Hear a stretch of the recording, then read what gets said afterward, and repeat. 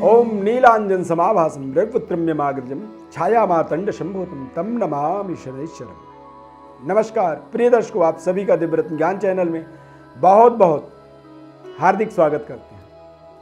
प्रिय दर्शकों, शनि ग्रह का कुंभ राशि परिवर्तन होगा 29 अप्रैल 2022 से 12 जुलाई 2022।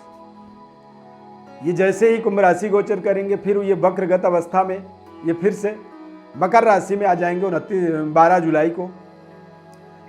5 जून को शनि वक्री होंगे, जिसका हम अपने अलग से कार्यक्रम बना करके आपको बताएंगे वक्री अवस्था का प्रभाव किस तरह से आपके जीवन में पड़ेगा। फिलहाल तुला राशि वाले जातकों के जीवन में ढैया की समाप्ति का एक शॉर्ट टर्म समय है, छोटा सा समय है, और इस समय अवधि के अंदर क्या बदलाव हो जाएगा, किस तरह के आपके जीवन में बड़े परिवर्तन मिलने वाले हैं, इसको हम आपको एकदम साफ विश्लेषण करके बताएंगे और सीधे सीधे आपके मतलब की बात को बताएंगे। बस कार्यक्रम में यदि पहली बार जुड़ रहे हैं तो चैनल को सब्सक्राइब कर लें, लाइक करें और बेल के बटन को क्लिक करें। निरंतर हमारे साथ आप जुड़े रहें। तुला राशि वाले जातकों के लिए शनि का ये गोचर 29 अप्रैल और 5 जून, यानी कि 5 जून को शनि वक्री हो जाएंगे कुंभ राशि में, और वक्री होकर के ये फिर से 12 जुलाई को ये मकर राशि में आ जाएंगे। फिर ये परमानेंट 12 जुलाई से लेकर के 17 जनवरी 2023 तक ये कुंभ राशि में रहेंगे, और 17 जनवरी को ये कुंभ राशि में गोचर करेंगे। तब तक ये पुनः मकर राशि में वापस आकर के संचार करेंगे, गोचर करेंगे। अब छोटे समय में आपके जीवन में जो ढैया का प्रभाव बना था, हालांकि तुला राशि वालों के लिए तुला राशि शनि का उच्च राशि होता है, लेकिन चूंकि ढैया और 7.5 का एक तारतम्य शनिदेव के प्लेसमेंट से होता है, शनिदेव की दृष्टि से होता है, और शनिदेव की दृष्टि जो होती है उसे वक्र दृष्टि कहा गया है। वक्र दृष्टि यानी कि वक्र दृष्टि जब हमारे गलत जगहों पर पड़ता है या हमारी जन्म पत्रिका में अशुभ स्थानों पर पड़ जाता है तो हमारे जीवन में अशुभता का बढ़ावा होने लगता है। तो यहाँ पर मकर राशि में शनि ग्रह का प्लेसमेंट तो बहुत शानदार था तुला राशि वालों के लिए, चतुर्थ भाव था, लेकिन इनकी जो दृष्टि थी वो सेहत स्वास्थ्य को निरंतर डिफीट करने वाला, स्वास्थ्य को परेशान करने वाला और तमाम तरह के कर्जों को, टेंशन को, दिमागी तनाव को बढ़ाने वाला वायु विकृति का इस समय अवधि के अंदर तुला राशि वाले आप समझेंगे तो निश्चित रूप से आपके जीवन में वायु विकार की वृद्धि हुई, विस्तार हुआ। वायु विकृति के कारण से भी आप देखेंगे कि आपके चेहरे में थोड़ी सी जो चमक थी, जो ग्लो थी, वो कहीं ना कहीं कम पड़ा। पारिवारिक तनाव बना रहा, लेन देन आप सही तरीके से नहीं कर पाए। जो आपका नेचर है, आप यदि ईमानदारी से लेन देन करते हैं, सोच समझ करके तय समय पर अपने कार्यों को पूरा करते हैं, वो नहीं कर पाए। ये सब कारण होते हैं शनि के ढैया के प्रभाव का, क्योंकि इनकी वक्र दृष्टि आपके जन्म पत्रिका या आपके राशि चक्र के अंदर 6ठे भाव पर मकर राशि में जब थे तो पड़ रहा था। अब यहाँ पर शनि का एक विशेष परिवर्तन, बदलाव कुंभ राशि गोचर में देखेंगे तो तमाम तरह के आपके जीवन में अपॉर्चुनिटी, अवसर आ जाएंगे, क्योंकि अब आप ढैया से मुक्त हो जाएंगे। और जैसे ही ढैया से मुक्त होंगे आप देखेंगे कि आपको नए नए व्यापारिक अपॉर्चुनिटी बन रही हैं, व्यापार के ऑफर आ रहे हैं, अच्छे व्यापार के कनेक्टिविटी आप बना पा रहे हैं। यदि आप व्यापार से जुड़े हुए हैं तो अच्छे कस्टमर, अच्छी डीलिंग, अच्छे टेंडर आपको निरंतर मिल रहा है।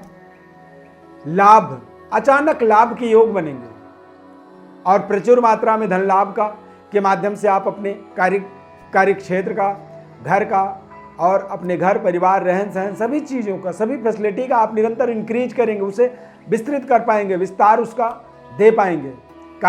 कारोबार का विस्तार होगा। यहाँ पर इन्वेस्टमेंट यहाँ पर आप देखेंगे कि अचानक बढ़ने लगा, और आपके कार्य क्षेत्र का भी निरंतर आप विकास होता हुआ देखेंगे। इस समय अवधि के अंदर आप देखेंगे कि पारिवारिक सेटिस्फेक्शन, पारिवारिक माहौल जो है बेहद संतुष्टिप्रद बन रहा है। परिवार में कोई ना कोई बड़ी खुशखबरी आपको, ये छोटा ही समय है लेकिन इस छोटे समय में भी कोई ना कोई बड़ी खुशखबरी, कोई रिश्ता जुड़ जाना किसी का, आप अविवाहित हैं तो आपके रिश्ते का जुड़ जाना, फैमिली प्लानिंग कर रहे हैं, संतान की अपेक्षा रख रहे हैं तो संतान से रिलेटेड आपको बड़ी खुशखबरी मिल सकती है, कंसीवमेंट का गुड न्यूज आपको मिल सकता है, या फिर कोई नए वर वधू विवाहित आपके घर परिवार के अंदर जुड़ सकते हैं, जिससे आपके पारिवारिक इंक्रीमेंट यहाँ पर होता हुआ देखेंगे। बैंक बैलेंस आप देखेंगे बढ़ेगा, यदि नहीं बढ़ा तो घटेगा भी नहीं। आपके वाणी में निरंतर आप सुधार होता हुआ देखेंगे। आपकी बातचीत करने का तरीका आपके अंदर सकारात्मक एक एटीट्यूड उत्पन्न करेगा, सकारात्मक आपका रहन सहन बनाएगा और बुजुर्गों का आपको विशेष आशीर्वाद यहाँ पर आपको मिलेगा। और ये एक परिवर्तन आपके जीवन का एक बड़ा माइलस्टोन को टच करने का, बड़े ज़िंदगी के हमारे जो टारगेट होते हैं उन टारगेटों की ओर आगे बढ़ने का समय है। ये समय आपके जीवन में सही जजमेंट के साथ आपको आपके उद्देश्यों की पूर्ति के लिए आपको निरंतर आगे बढ़ाता है। इस समय अवधि में आप देखेंगे कि आपको आपके परिवार का पूरा पुरजोर समर्थन मिल रहा है। सामाजिक गतिविधि में जुड़े हुए हैं या राजनीतिक गतिविधि में, तो वहाँ पर भी आपको समाज के तरफ से या आपके पार्टी के तरफ से किसी विशिष्ट पद जिम्मेदारी आपको मिल सकती है और उन जिम्मेदारियों में और बेहतर तरीके से आप अपनी उत्तरदायित्वों का निर्वहन कर पाएंगे, उन्हें सही तरीके से संचालित कर पाएंगे। और जब आप अपने कार्य को तय समय से सही तरीके से आप उसे कंप्लीट करते हैं तो निश्चित रूप से यहाँ पर आपको एक बेहतर संतुष्टि, बेहतर सफलता, बेहतर कामयाबी आपको मिलती है। ये राशिफल आप अपने जन्म राशि के आधार पर देख सकते हैं और अपने जन्म लग्न के आधार पर भी इसका प्रभाव कहीं ना कहीं आप देख सकते हैं। यदि तुला राशि है आपका जन्म राशि या फिर तुला लग्न है तो आप इसे जरूर अपने जीवन में इसका अनुभव ले सकते हैं। वैसे हमारा ये जो गोचर ग्रह स्थिति 7.5 ढैया के प्रभावों को जो हम बता रहे हैं, ये टोटल आपके जन्म राशि के आधार पर ही आपके जीवन में प्रभावित करता है। बाकी यदि देखा जाए तो तुला राशि के जातकों के जीवन में ये एक बड़ा सुनहरा अवसर आपके जीवन में बनने जा रहा है और इस अवसर का आपको पूरा 100% लाभ मिलने वाला है। यदि आप अपने जीवन में किसी तरह के कोई सवाल को लेकर के जी रहे हैं, उन सवालों का जवाब नहीं मिल रहा है, तो उन सवालों के जवाब के लिए आप हमारे व्हाट्सएप पर अपनी बर्थ डिटेल लिख करके भेजें। ये सारी डिटेल आपकी हमारे साथ पूरी गोपनीय रखा जाएगा और आपको हमारी तरफ से गोचर ग्रह स्थिति, जन्मकालिक ग्रह स्थिति का एक सही समन्वय को आपको हमारी तरफ से हम समझाएंगे।